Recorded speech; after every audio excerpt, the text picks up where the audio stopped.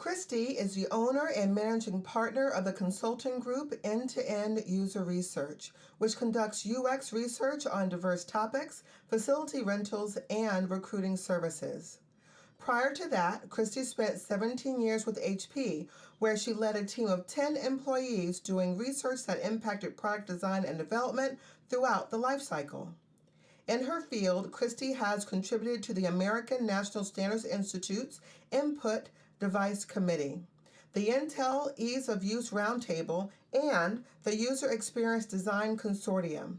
She is co-inventor on 3 patents and has co-authored multiple articles in numerous international, national, and local conference papers. Locally, she has had an active role mentoring multiple students and interns, guest lecturing at universities, including the University of Houston Clear Lake, where she is a distinguished alumni and is chairperson of the Industry Advisory Board for the Applied Cognitive Psychology program. She has been on many industry panels and speaks frequently on usability, ethnography, UX research, and women in business. Christy received her Master's of Arts and Bachelor of Science degrees in psychology from UHCL. In her spare time, Christy enjoys swimming, reading, and watercolor painting. Welcome, Christy Harper. Welcome to After Hours Conversations with Veronica, where we get to talk about all things project management. I am honored to have Christy Harper with us today, hailing from Houston, Texas. How fun is that? She is the managing partner, and I get to introduce you to her. I had the opportunity to meet her while I was out in Houston doing a training. It was my absolute honor when we were able to meet. And so what we were able to talk about is project management. As you can probably guess, this is my jam. This is what I do. And the facility that she runs, which is End-to-End User Research, she allows others to come into her space and they get to do fun, special things there. But I'm going to leave that to her to be able to share with you exactly what takes place there. But welcome, Christy. Thank you so much for taking the time to speak with us today. Thank you. Thank you for having me. I'm very happy to be here. Oh, it's going to be a great time, a great time. So the very first thing that I would like to do is provide you with the opportunity to share with our listeners exactly what you do in your space. When you shared it with me, I was extremely intrigued. Quite frankly, I didn't even know that that was a possibility. So please let us know exactly what takes place at End-to-End User Research. Okay, so my business partner and I are researchers, and we do human factors research, and we also do user experience research, which means we have all different kinds of clients. We have tech clients, and we work on interfaces, software, um, websites. We also work on hardware, physical products and prototypes. So what we do is we bring people in, we have them interact with products or prototypes, and then we take all of that information from observing them and bring it back to the designers or the product managers and help them to make effective, safe, easy to use products. But along with that, our usability labs are able to be rented out. We also have focus group rooms that we can rent, and we have larger rooms that we can use for mock juries and for training situations. So we have a nice facility in Houston that we're able to rent. And so we do the research, the rentals, and we also do recruiting for the participants to participate in all of these fun activities. So if you've ever been in a focus group or haven't been, it's a really fun, easy way to earn some money, and most people have a great time. Excellent. I did not know that that was something that we could do. So in the project management space, we have something called user acceptance testing, which is what it feels like you're in the middle of. But most of us only think about that within our organizations. We might pull someone from customer care, pull someone else from collections, someone else from the foreclosure department and say, okay, what I would love for you to do is try to break this. Yeah. because we don't want it to be broken by our paying customers. We want to know what we need to do to make things be better prior to our product going to market.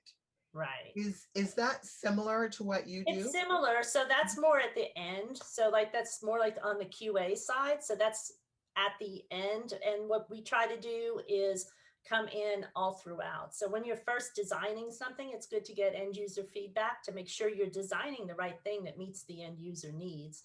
And then as you refine a product in or documentation or packaging or any part of anything having to do with the product, it's good to make sure that you're on track in designing for the customer in the way that they need. And then, of course, at the end, you have to make sure it meets all the needs. It's met all of your product goals. And like you said, it can't be broken.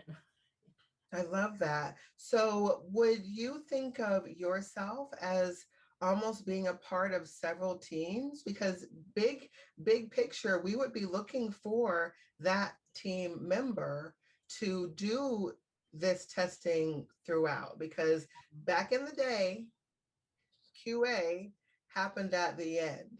And then there was this thing called Six Sigma that came along.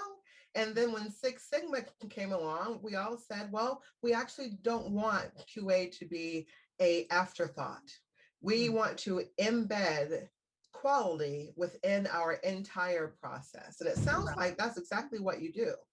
Yeah, it's very similar. Six Sigma is a process-based approach to making a process better and testing to make sure that you have made an impact. So it's very, very similar, except they focus more on the entire process, and we're focusing on a piece of a product or the whole product or part of it, like packaging, documentation, software, hardware. And you bring in Six Sigma if you wanted to look at the manufacturing process of that product. So, but it is very similar. The kind of work we do and the testing and looking for improvements, very similar. I love it. I love it. Now, as you can tell, I love everything about project management. It is my jam. It is what I do. It brings me life. It brings me joy. I adore it. What I've been finding though is that most of us are indeed running projects or a part of that project management process, but either we didn't know that we were because it was so seamless, it's just what we do. Or once we found out that this is what we are doing, why didn't anyone tell me? Why didn't anyone tell me that this is really what my title should have been? So please, when did you find out that you were truly a part of this project process? Well, I think, we started out and we're trained as researchers. So you think of yourself in terms of I'm a researcher. But as soon as you start working, I worked for Compaq originally before it became HP. And you realize you really managing a research project is managing a project. You have multiple parts, you have deliverables, you have stakeholders, you have um, participants and recruiters and assistants. You have all kinds of things that you have to manage to make this go, and you have a timeline. So really you are managing a project even if you don't think of yourself that way. And as you grow in your field and you start having to manage multiple projects with multiple stakeholders, then it's even more apparent that project management is part of your skill set. Mhm. And we have to work with so many different people. So at one point, usually when we're first starting off, we are energy receivers, right? So someone else is leading, almost as if when you walk into a space and you can almost tell right off the bat whether or not this is going to be a great day or something not so fantastic is taking place, even though no one's spoken with you yet. So when we're energy receiving, it's usually towards the beginning.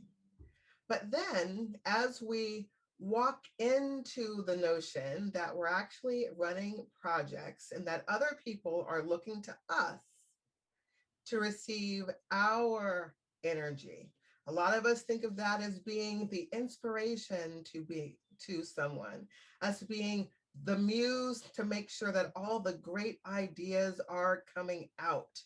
It could also be that we might say, well, I don't know that this is what I should be doing. Why can't I just motivate people, right? Because when we motivate, it's totally different than if we're inspiring someone else. So I know that you don't work by yourself. There are other people there. And since we have to give energy to get people going, as if we're setting the intention for the day, how do you get people moving? And sometimes maybe when you don't feel like moving. Well, I mean, we do work as a team, and we're still a relatively small company. We've only been in business close to 4 years, so there's 20 of us now, and we meet once a week to make sure to let everyone know everything that we're working on, so that way nobody feels like they're sort of in the background or not part of it. We're still small enough that we can do that. We can all meet together, we can review all of our projects and give everybody visibility into what everybody else is doing. Um, and we've also made a lot of changes lately because of COVID. We're working more remotely than we did before. Um, and we're communicating differently, but we have a staff Zoom meeting with cameras on once a week. We try to check in with each other in all kinds of other ways. And then we meet on Slack. On Slack, we have channels for every project. And every single day, we are all on there at different times. And, we'll drop little jokes and gifs and memes and stuff. So we're trying really hard to keep that team culture going, even though we are not together in the physical space as often as we used to be. What a lot of us have found was that when we're in the physical presence of others, that we don't talk as much Mhm. as we do when we aren't in physical presence. Because when we're together, everyone knows what's going on because you were there when it happened. Very, very Hamilton like. People want to be in the room where it's happening. Mhm. And now that you're not in that room, a lot of us have more to talk about. So this is what took place today. I know that you weren't there. So now I get to talk about all of the things that took place. Are you finding that there's more interaction, not necessarily for a long period, but more touch points now because you're not in the physical presence, so they can't just automatically see what's been going on all day? Yeah, I can definitely see that. We've been talking about how we've adapted to these changes, and there were days in the past where I would go to my office, and some days I would be in the office all by myself all day, and a lot of times people would come by or there'd be something happening, and there would be these impromptu hallway conversations, but there were plenty of days where I just pretty much was up there all by myself. And now it's really not like that, because now we have to communicate, right? So every day we are communicating on Slack, and I never feel like I'm just sitting here in the office all by myself. I feel like everybody is so accessible, and I think it really has changed. Mhm. So there have been positive things that have Mhm. taken place since March the 12th Ugh. of last year. Why do I know that date? I know the date. So it has been over a year now that these changes have taken place. Now, it doesn't mean that work stopped. No. Projects are still moving along, things are still going. So during this past year, what was your favorite one? What was your, oh my goodness, I love this one? What project was that? I think what surprised me is how easily everybody was able to adapt. So, like I said, rentals was a big part, right? So we had mock juries set up to be in our big spaces, and of course they all had to cancel. And our focus group rentals just stopped. But on the other hand, people were figuring out how to do research remotely. They were doing mini focus groups online. They were doing more remote interviews, using Zoom and other tools.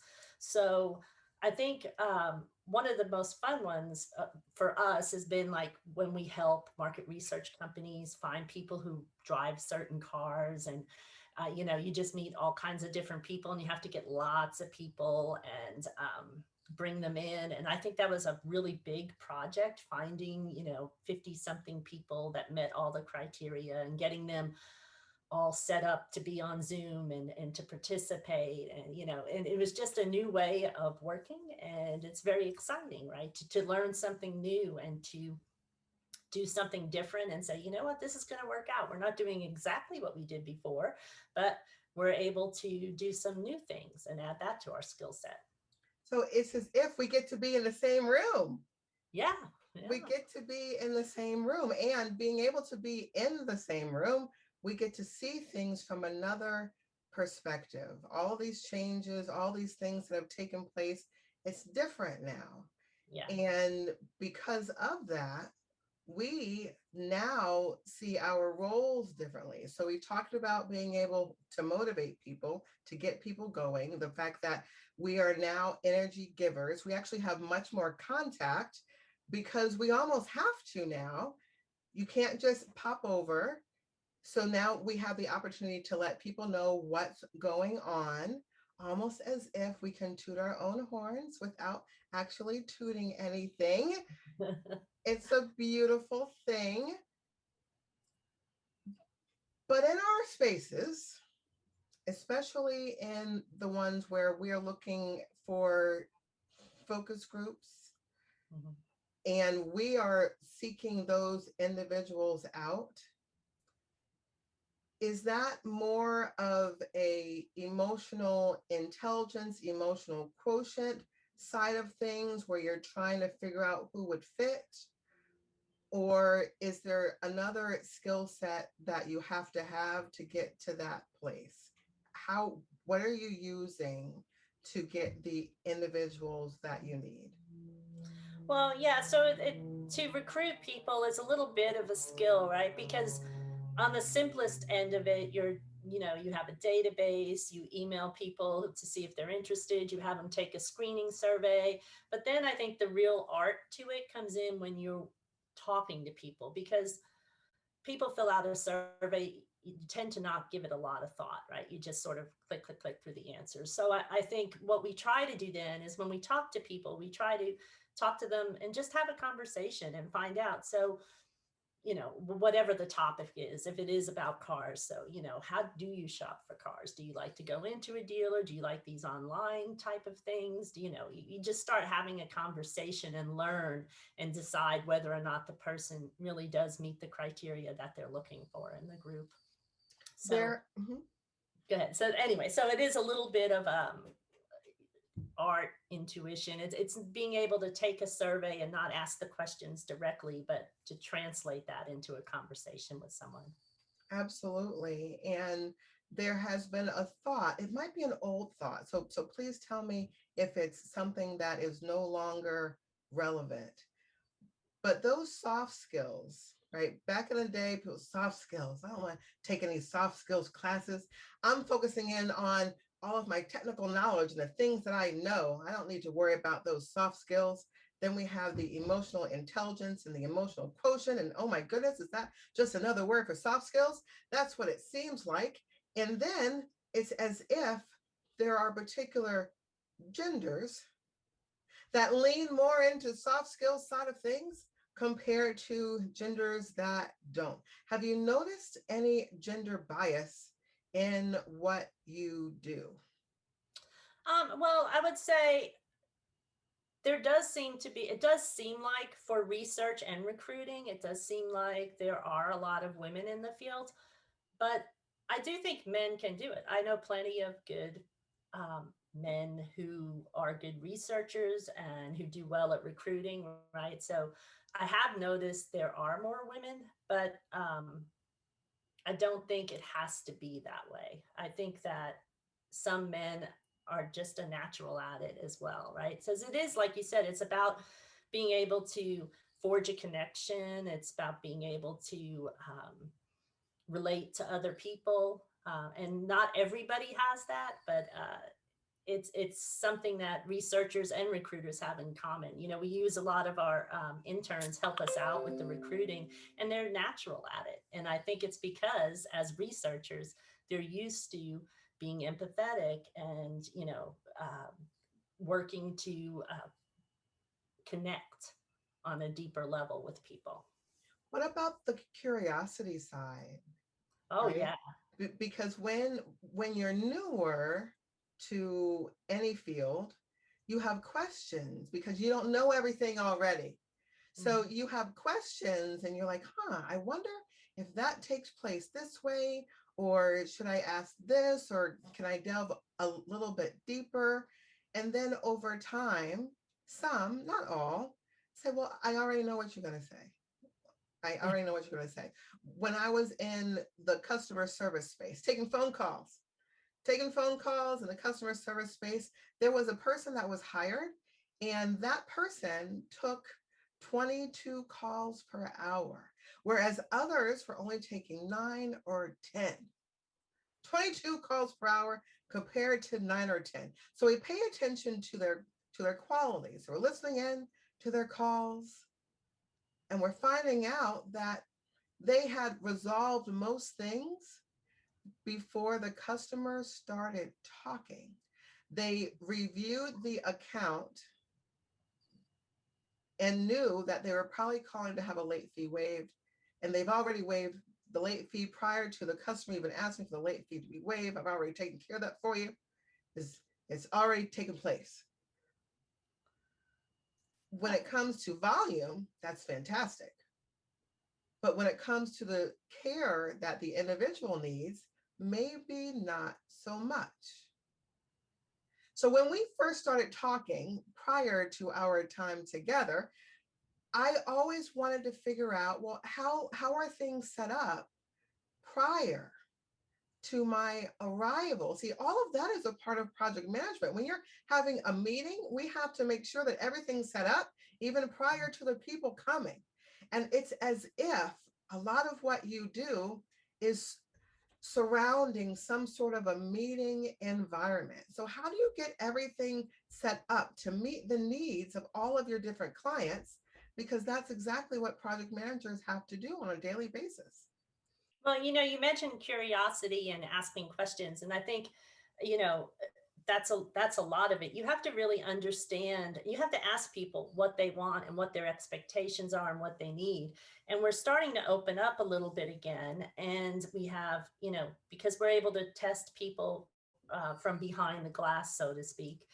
We have some clients who are coming in and doing that, and so we need to know what they feel comfortable with. And right now, it's a lot of sanitization processes. It's a lot of making sure that people don't reuse things, making sure that everyone is wearing a mask in the office at all times, even if they're in the waiting room. And, it's making sure that after each session, all the surfaces are cleaned, right? So that's different from maybe the way, before it was about what kind of snacks do you want in the room? Or, it was a much different scenario when we were setting up before. And now people's concerns, are about, are we going to temperature test people, or are we going to make sure that everybody, either has had a vaccination or is absolutely positive that they don't have any symptoms, right? So it's finding out what is important to each person coming in, and then just making sure that you meet those needs. And I think it's not treating everyone the same. Every client is going to have different needs, and it's just making sure you understand what those are. So, when you had to pivot, because that's what I'm hearing, there was a lot of pivoting going on. Oh yeah. Yeah. When you had to pivot, were there some challenges? Like, how did you handle that? Yeah, I think, well, this whole last year has been a great deal of challenges. Like I said, we had just expanded our space to include mock jury rooms because the rooms we had were a little bit snug. So we just put this big room where we could have tons of people, and then boom, tons of people can't get together anymore. So Mhm. there was that pivot. There was the pivot to, all right, right now we can't do any in-person research. How many of these projects can be adapted to be remote? And some of them were the type of projects where we were supposed to go in homes and look at how people did setups. And so then we had to figure out, all right, can they do that with a camera? Can they show us what they're doing? Can they position things so that we can see them unbox a product?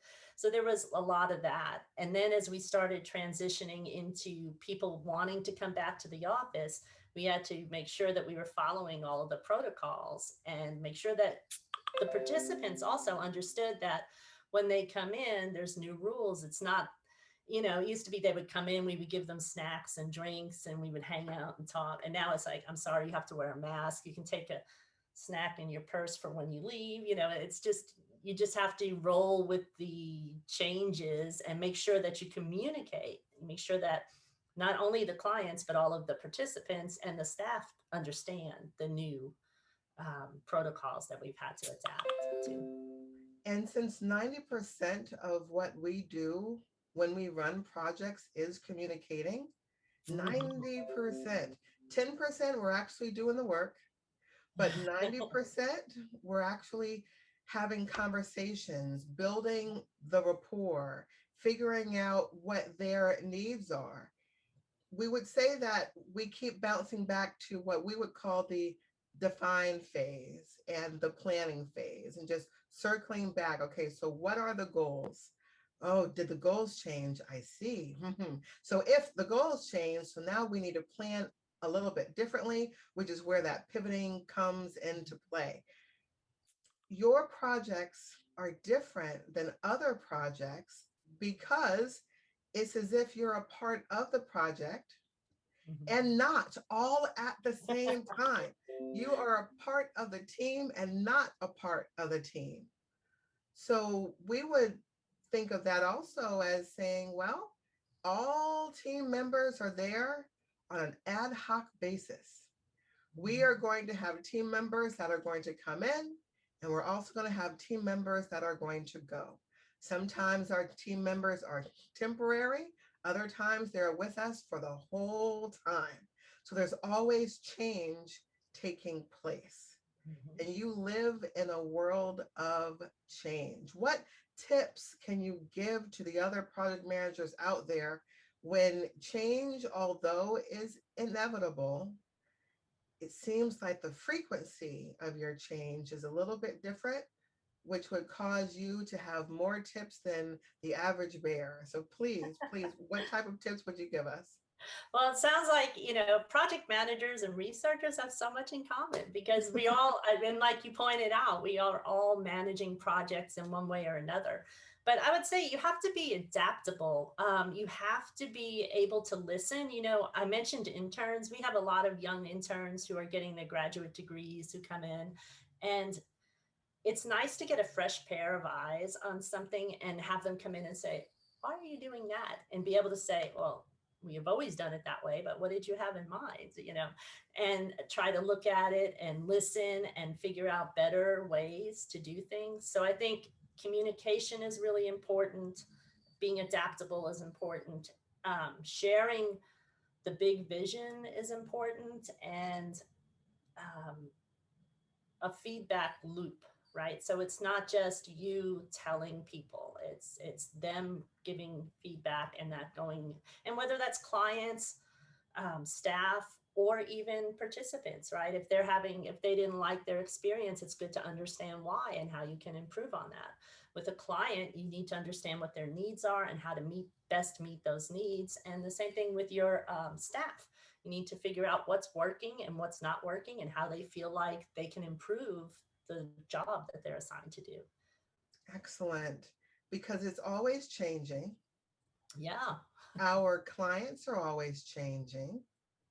Their needs are evolving because we always have at least one person on our team that wants to add scope. Yes, they sure do. So you're, Scope creep. Ah. yes. And they love doing it. It's as if it's a game for them. I bet I can add something. I can add something in. So how do you handle scope creep? Because it's always taking place. It is that inevitable part of every project Yeah. team Someone wants to add something. How do Yeah. you So deal with that? it's harder as a consultant, I think, than when you're in the company. When you were in when I was working for HP and Monica was a consultant to HP, we would, both of us, we'd meet with a team, we'd find out what was needed, and you would meet with the stakeholders and sort of define, this is what the project is going to do and this is what it's not going to do, and sort of get that set in the beginning. And then as people come in and they try to add things, you can kind of, okay, that's outside of scope. So when scope increases, budget has to increase and timeline has to increase, right? And as long as people understand that, it's okay. And even as a consultancy, those are harder conversations, right? Because they have already agreed to a certain, project and the amount of time and the amount of money they're willing to spend.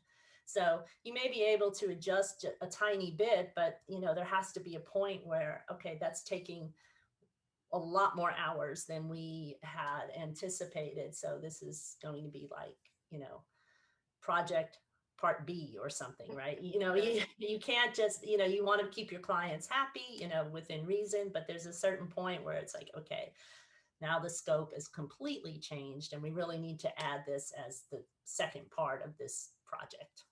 And one of the ways you can find out if this is a nice to have or if this is a need by putting a dollar amount to it. You can usually find out very quickly if this is oh, well, it would be nice. It would be nice if we did, or oh my goodness, this has to happen.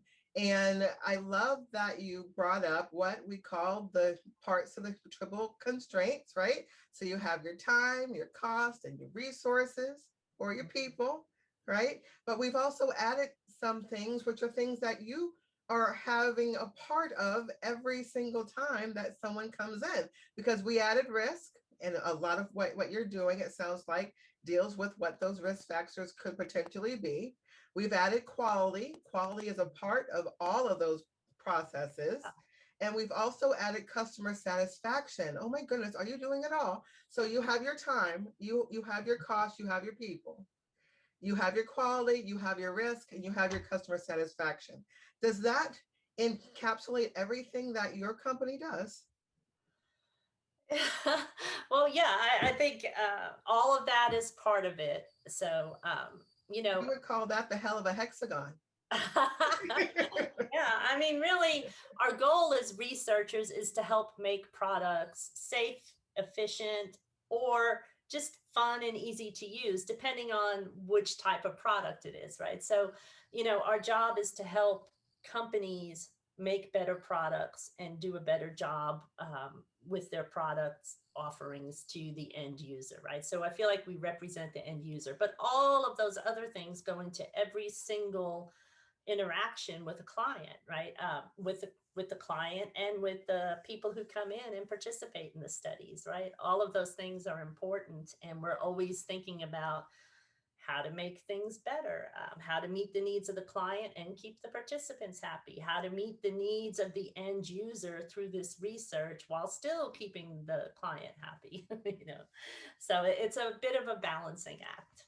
I love it. And I really do.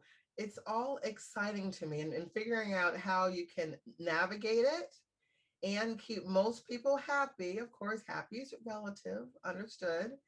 But how are they comfortable?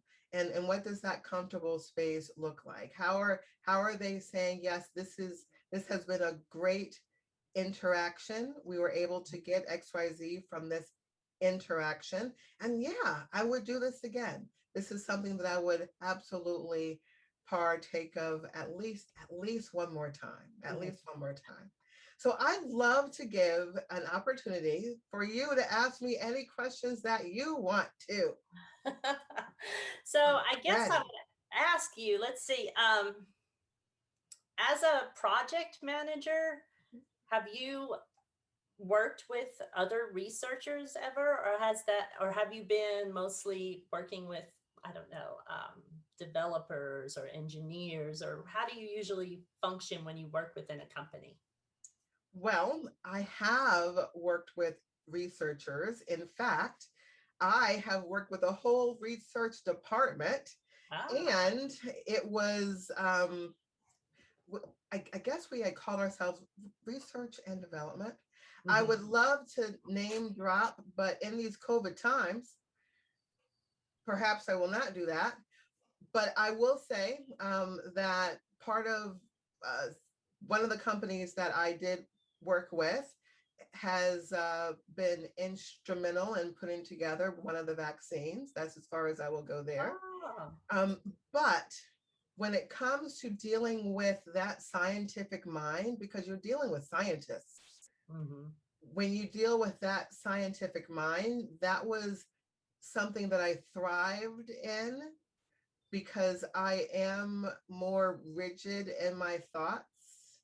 I am able to be warm fuzzy, but my natural tendency is to look at the thing as far as what has to happen and what are the results. And I thought that I was going to be an astronaut at one point in time. I said, oh, I would Oh. love to do that. And then I said, oh my goodness, how much math is that?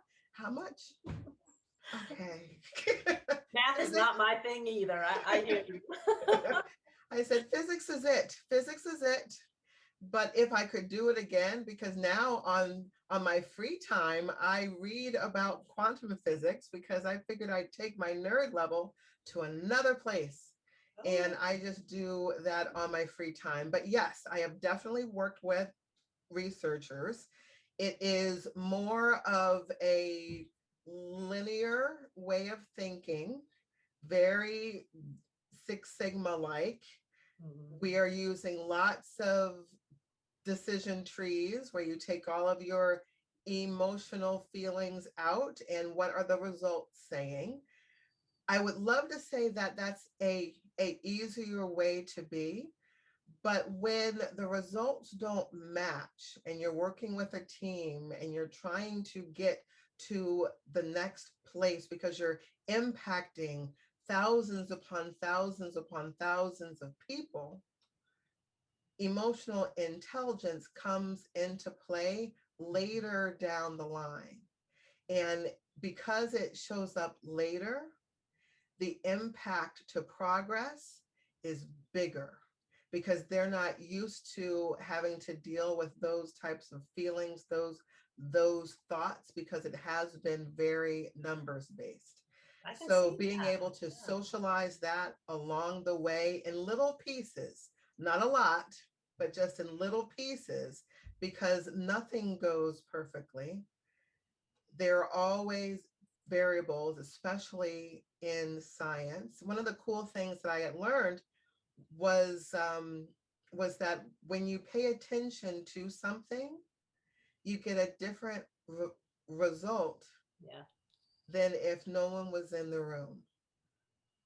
And I find Fascinating, isn't it? it's so fascinating. It's so fascinating, which in turn means how do you account for that unknown? So you have your regular unknowns, then you have your unknown unknowns, and then you have how do they build the pyramids, right? So it goes along all of these items, which is fun, which is why I thought I was going to be up in the stars because I find it so fascinating. Yeah, I can definitely see that. We get that too, though, right? Because we observe behavior. That's what we do when we bring somebody in, not in a group setting, but when we bring them in for the individual one on one sort of interactions, we're observing their behavior. But the fact that we're observing their behavior may change their behavior. So we have to balance that with what we see and think about that when we're trying to present results to the team that we are observing behavior. And when we go into homes or workplaces or offices or schools, obviously we know that things aren't exactly as they would be if we were a fly on the wall. So Right, right. And when they find the camera, that changes things too. when they become really aware, or when they think there's people behind the glass, and sometimes there's not even people back there. Sometimes we're in the room with them and Mhm. we tell them that there may or may not be people observing, and a lot of times there are, but there's some occasions where there aren't and people are still like you know, and checking out Right. that mirror. Right. And then there was this trick that I had seen where it was that, and I'm probably going to say it the opposite of how it truly is. But when you put your finger to the glass, if there is space between your finger and the reflection, it means one thing, or if there is no space, it means it's not a two-way mirror, or the opposite, one of those two. Everyone Google it. Everyone Google it. But I found it so interesting. I said, huh. So when there is a space but between your finger and the glass and the reflection, it means one thing. When your finger is as if it's touching your same finger in the reflection, it Mhm. means something different. But like I said, Google it. It's a thing.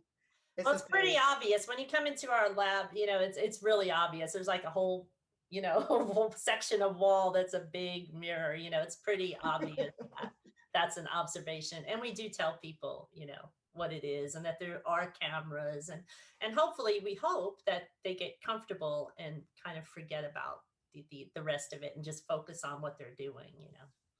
And that's part of that building empathy and communicating that we talked about.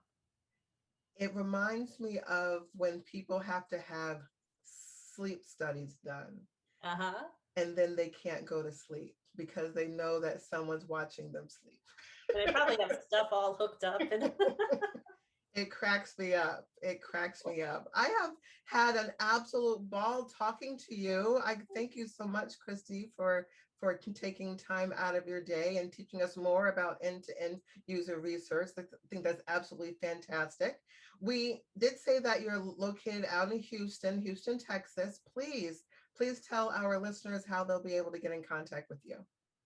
well, they can look at our website, the www.end-to-end-user-research.com. You can follow us on Facebook or LinkedIn. You can look me up, Christy Harper, on LinkedIn. Although we are in Houston, we do lots of remote research. So if you want to go to our website and click on the contact and go in there and sign up to be part of our active participant pool, we can email you and let you know when there are fun remote studies coming up that you might want to be a part of. How fun is that? I'm going to look myself. Yeah. How cool would that be? Well, I thank everyone for taking time to be with us today at After Hours Conversations with Veronica, where we had the opportunity to speak with Christy Harper. I appreciate you. Thank you so much for taking time to be with us today. And everyone, have a wonderful evening. Until next time. Thanks for having me. Thank you.